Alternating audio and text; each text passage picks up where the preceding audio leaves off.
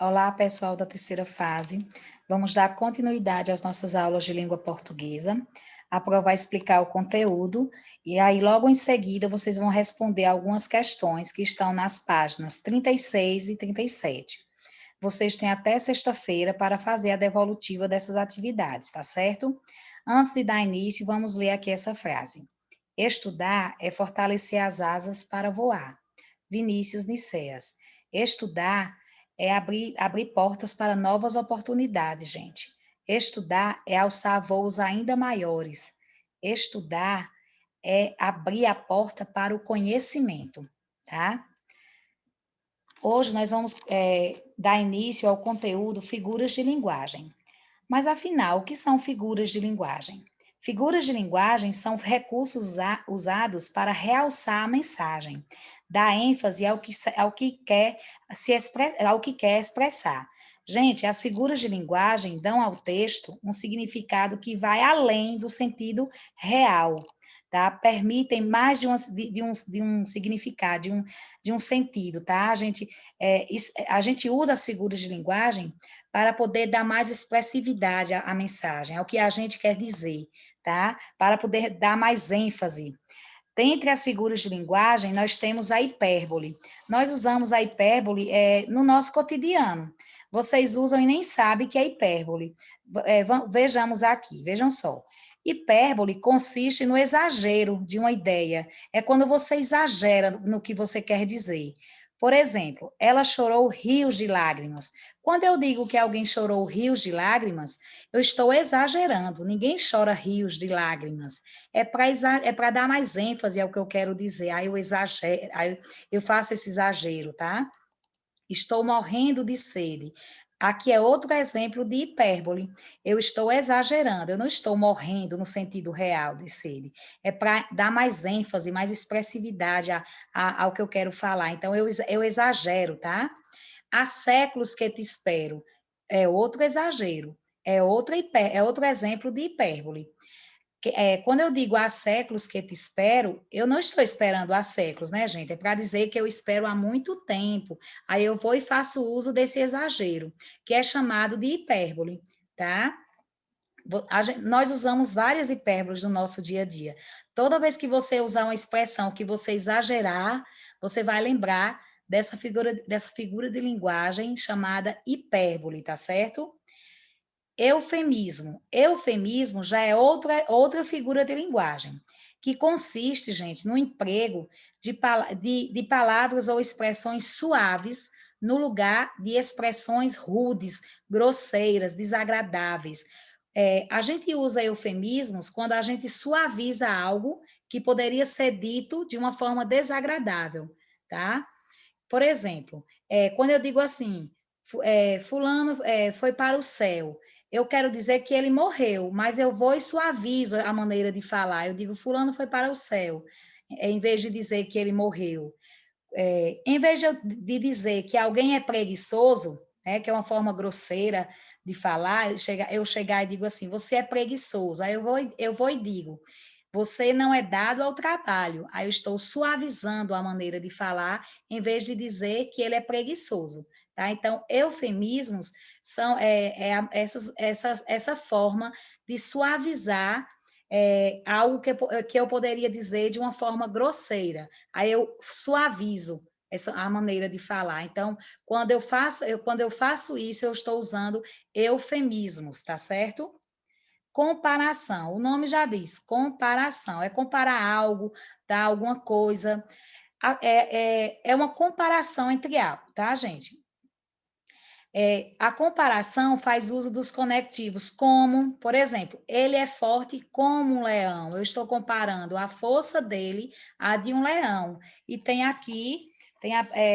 aqui a palavrinha como, tá, gente? Como, o conectivo como. Assim como, né, bem como, tal qual, entre outros. Outro exemplo, ela é tão meiga quanto a irmã. Quando eu digo ela é tão meiga quanto a irmã, eu estou comparando a meiguice dela à da irmã. Vejam que tem aqui o tão quanto, né, a comparação.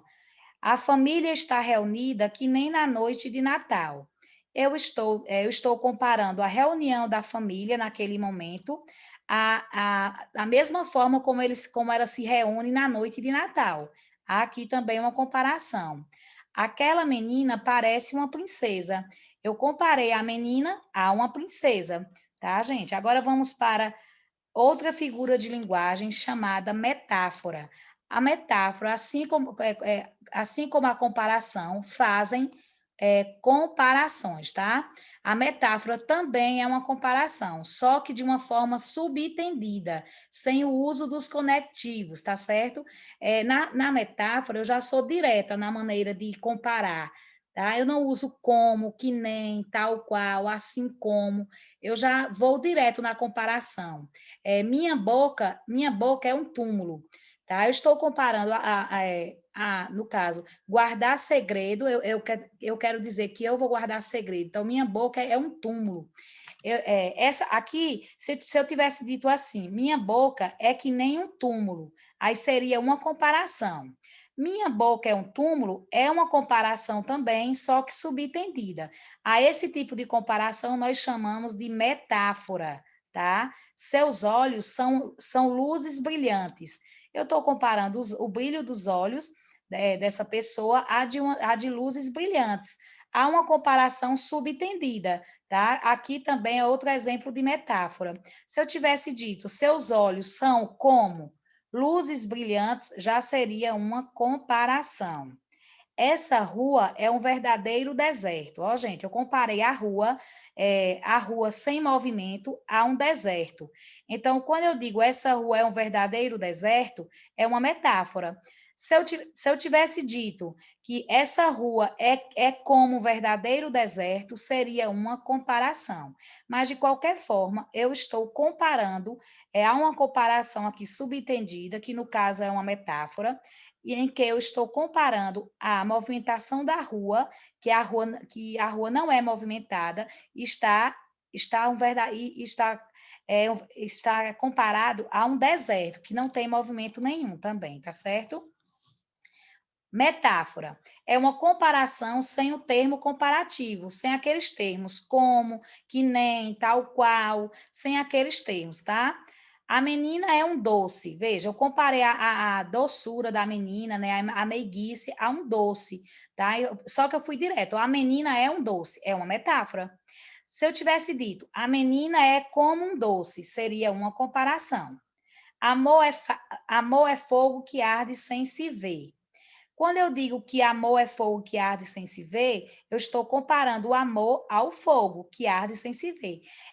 Se eu tivesse dito, aí aqui no caso é uma metáfora. Se eu tivesse dito, amor é como fogo que arde sem se ver, aqui já seria uma comparação. Seu sorriso é o sol em um dia de chuva. Eu estou comparando o sorriso dela a um sol em dia de chuva. Aqui é uma metáfora, tá? Se eu tivesse dito, seu sorriso é como o sol em um dia de chuva, aí seria uma comparação. Minha vida é um conto de fadas. Eu estou comparando minha vida a um conto de fadas. Então, aqui é uma metáfora. Se eu tivesse dito, minha vida é como um conto de fadas, seria uma comparação, tá certo? E vejam que sempre aqui, por trás dessa comparação, há um sentido, não é? Minha vida é um conto de fadas, tem um significado aqui, tá certo? Quando eu digo, fulano é meu braço direito, tem um significado para isso. Você entende o quê? Que fulano, quando eu digo fulano é meu braço direito, eu estou querendo dizer que ele me ajuda bastante, ele é minha sustentação, ele me auxilia em tudo, assim como o braço direito. Eu estou fazendo uma comparação subentendida. Então, a gente chama isso de metáfora, tá certo? Metáfora e comparação. As duas são usadas para comparar elementos, tá? Tanto a metáfora como a comparação, tá? Vamos ver aqui dois exemplos para diferenciar claramente a metáfora da comparação. Você é uma flor, né? Está comparando a beleza dela à de uma flor. Você é uma flor. Aqui é uma metáfora. Agora aqui, as moças são como flores. Aqui já é comparação. Já é uma comparação. Personificação. Personificação é a gente atribuir vida a seres irracionais, no caso, plantas, animais, e a seres inanimados, que são objetos, seres que não têm vida, tá, gente? A gente pega atribuições, ações de seres humanos e atribui a seres irracionais, a plantas, a animais e a seres inanimados, que são seres que não têm vida, como, por exemplo, livro, colher, mesa, cadeira, tá? A gente coloca ações que são próprias dos seres humanos e dá para seres que não têm vida, a seres irracionais, às plantas, aos animais, tá, gente? Por exemplo, nas fábulas, os animais, eles falam como seres humanos. Então, nas fábulas, a gente tem um exemplo de personificação. Quando os animais falam nas fábulas, nós estamos atribuindo a ação de falar, que é nossa, que é própria nossa, aos animais. Então, isso é uma personificação. É você personificar algo, ou personificar algo como se fosse um ser humano. Você está personificando, tá? Dando vida. Por exemplo, o sol amanheceu triste e escondido. Gente, o sol amanheceu triste e escondido. Quem amanhece triste somos nós, seres humanos. O sol não amanhece triste, mas a gente atribuiu vida ao sol, tá? Para dar mais ênfase à mensagem. O sol amanheceu triste. Veja que é como se o sol fosse uma pessoa. Então, aqui o sol, nós atribuímos vida a ele. Então, nós estamos personificando. O fogo dançava com o vento. Vejam, ó, a gente atribuiu a ação nossa dos seres humanos ao fogo. O fogo dançava com o vento. Então, nós personificamos o fogo aqui, porque atribuímos a ele a ação de dançar, e fogo não dança na realidade, não é? A cadeira começou a gritar com a mesa. Veja só, nós atribuímos aqui a gritar. Cadeira não grita, mas nós atribuímos é, é, a ação de gritar a cadeira, a um ser que não tem vida. E aqui ela ficou como se fosse uma pessoa. Então, a cadeira começou a gritar com a mesa. Nós personificamos a cadeira, tá? E a mesa também. Então, nós aqui temos exemplos de personificação. Outro exemplo, a lua espiava os namorados. É como se a lua fosse um ser humano, o ser humano. Nós estamos personificando a lua. Quem espia somos nós, mas quando a gente personifica isso, dá essa atribuição à lua, é, essa ação, nós estamos personificando a como se fosse um ser humano. A lua espia os namorados, tá? Então, nós chamamos essa figura de linguagem de personificação. Vamos para a antítese. Antítese é a figura que consiste no emprego de termos com sentidos opostos, contrários, tá? Por exemplo, tristeza, felicidade, acordar, adormecer, tá? Sorrir, chorar, abrir, fechar, entrar, sair, tá, gente? Antítese é quando você fala algo, são termos, expressões de sentidos contrários, tá?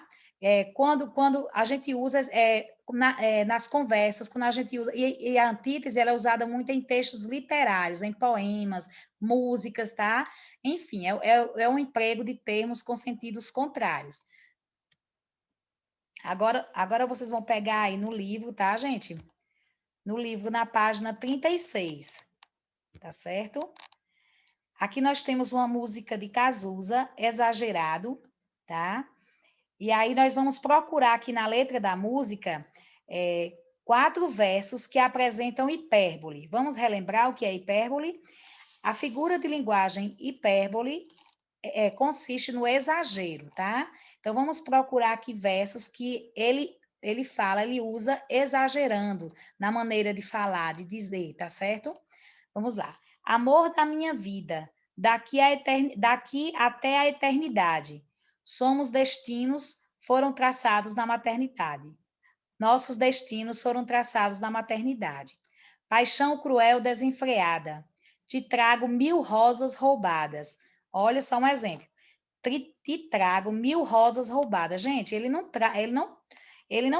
aqui no caso, quando ele fala 1000 rosas, ele está exagerando. Nós já percebemos aqui um exagero. Então, nesse verso aqui, já apresenta uma hipérbole, tá? Aí vocês vão procurar as outras três, tá certo? Para desculpar minhas mentiras, minhas mancadas, exagerado, jogado aos teus pés. Eu sou mesmo exagerado. Adoro um amor inventado. Eu nunca mais vou respirar. Ó, gente, se você não me notar, eu posso até morrer de fome se você não me amar. E por você eu largo tudo. Vou mendigar, roubar, matar. Até nas coisas mais banais. Para mim é tudo ou nunca mais. Exagerado, jogado aos teus pés. Eu sou mesmo exagerado. Adoro um amor inventado. E por você eu largo tudo. Carreira, dinheiro, canudo. Até nas coisas mais banais. Para mim é tudo ou nunca mais. Tá, gente? Olha aqui, termina. Aí vocês vão procurar mais três versos que tem exagero, que ele usou o exagero, a hipérbole, tá certo? Tá? Vão procurar e vão colocar aqui. Só um instante.